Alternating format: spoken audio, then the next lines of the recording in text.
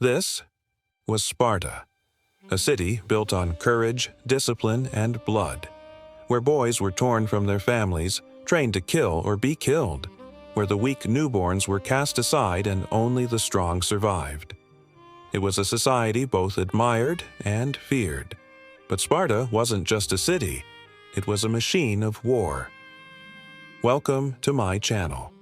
Today, we're exploring the most extreme warrior society that the world has ever known. Sparta. Now let's travel back to ancient Greece, a world of philosophers and artists, of democracy and the Olympic Games. But amid this cultural flourishing, there existed a society that defied the norms, a society that placed its entire existence on the pivot of military prowess. This is the story of Sparta.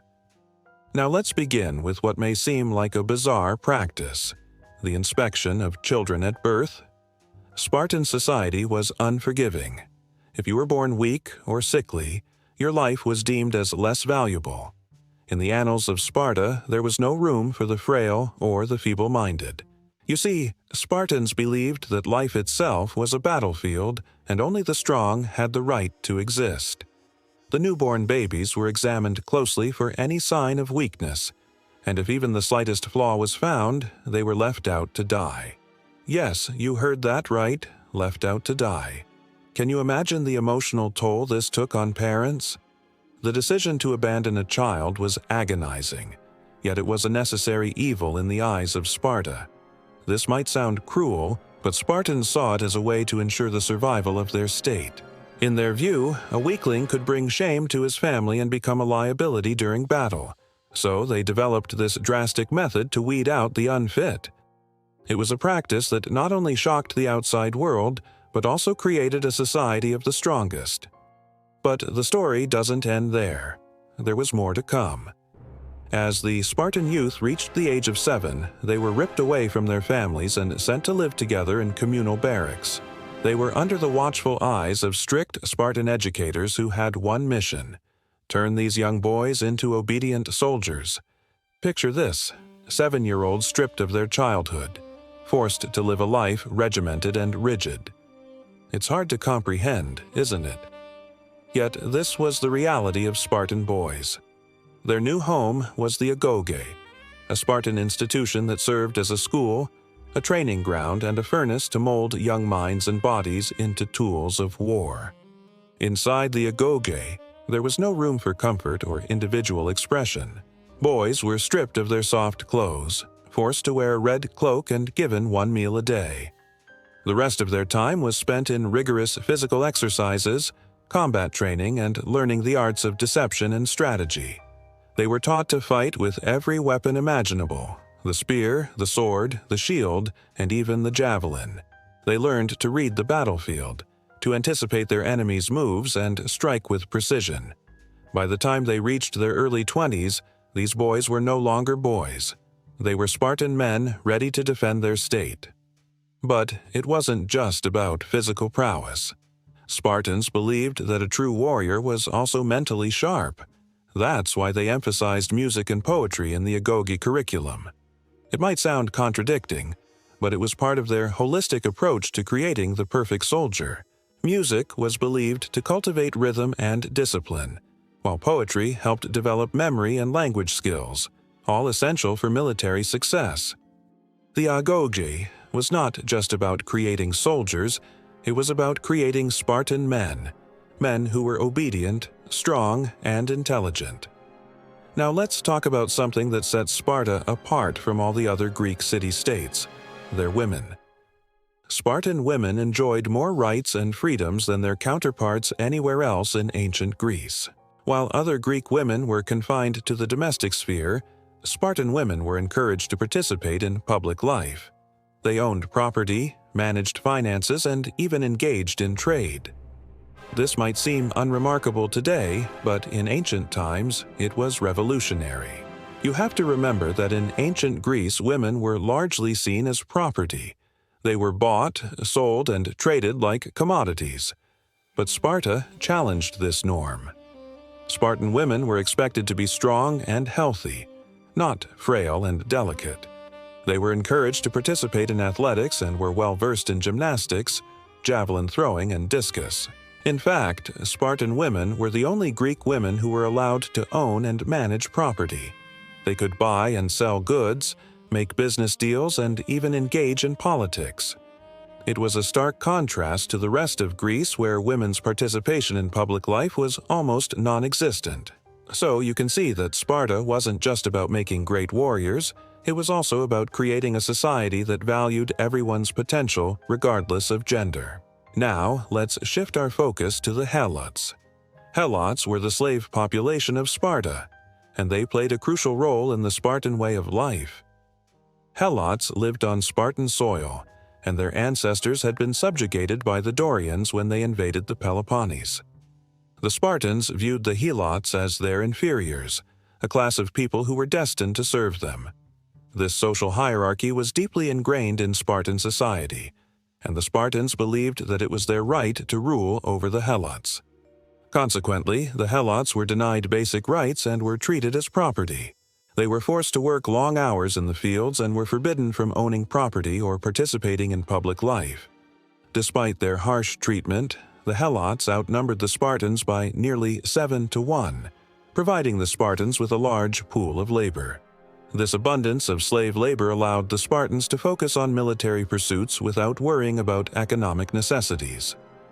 Helots were the backbone of Sparta's agricultural economy, and their productivity ensured that the Spartans had enough food and resources to maintain their lifestyle. However, this dependence on slave labor also contributed to Sparta's isolationist policies. Since the Spartans relied on Helots for their economic survival, they were reluctant to engage in trade with other city-states, which might introduce new ideas or potential threats to their rigid way of life. Overall, the Helot system played a significant role in shaping Spartan society, contributing to its militaristic nature and its strict social hierarchy. It was a part of the societal fabric that made Sparta unique and formidable, but also morally questionable by today's standards. As we continue our exploration of ancient Sparta, it's important to understand their system of government, their way of life. Sparta wasn't just a military camp, it was a functioning society with leaders, laws, and customs. At the heart of Spartan governance was the Ephors Council. This council was composed of 5 men who were elected annually by the citizens to govern the city-state. Ephors held significant power and were responsible for making laws, managing the economy, and leading the military. Every Spartan male citizen was eligible to become an ephor, promoting a sense of civic duty and shared responsibility.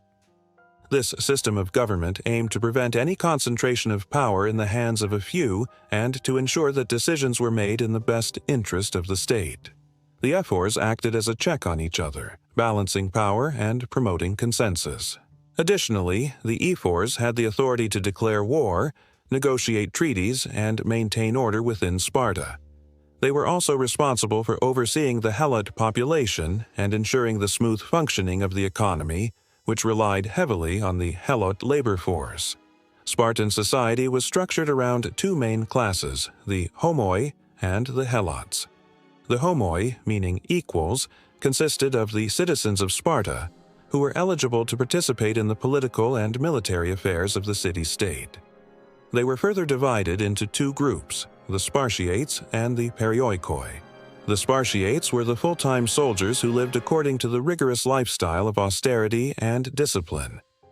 They were the backbone of Sparta's military might and were expected to devote their lives to military training and service. On the other hand, the Perioikoi were merchants, artisans, and traders who provided the economic and technological support for Sparta. They enjoyed more freedom and comfort than the Spartiates, but were still subject to the overall Spartan discipline. Meanwhile, the Helots were the subjugated native population of Laconia and Messenia, who were forced into a life of servitude. They were considered property of the state and were tasked with agricultural labor and other essential services that supported Spartan society.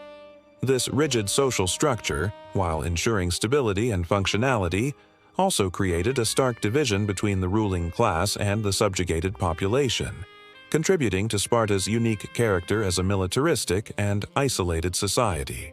So, we've talked about their harsh upbringing, their disciplined lifestyle, their obsession with war, but what was it all for? What was Sparta's motivation for creating such a strict and challenging way of life? Well, the answer lies in their history. You see, Sparta wasn't always a militaristic state. They had their origins in a peaceful Dorian invasion of the Peloponnese, but after settling in Laconia and Messenia, they encountered the indigenous populations, the Achaeans and the Mycenaeans. This led to a series of conflicts which forced the Spartans to adopt a more aggressive stance. Over time, Sparta evolved into a fierce military powerhouse. And this wasn't just because of their disciplined lifestyle or their love for war, it was because of necessity. The constant threat of invasion from neighboring states, combined with the internal challenges of maintaining their social order, pushed Sparta to become the epitome of a warrior society. You have to remember that Sparta was surrounded by enemies. The Helots, who chafed under their yoke, were always a potential threat. Other Greek city-states saw Sparta's military strength and were wary of its implications, and external powers often sought to weaken or destroy Sparta.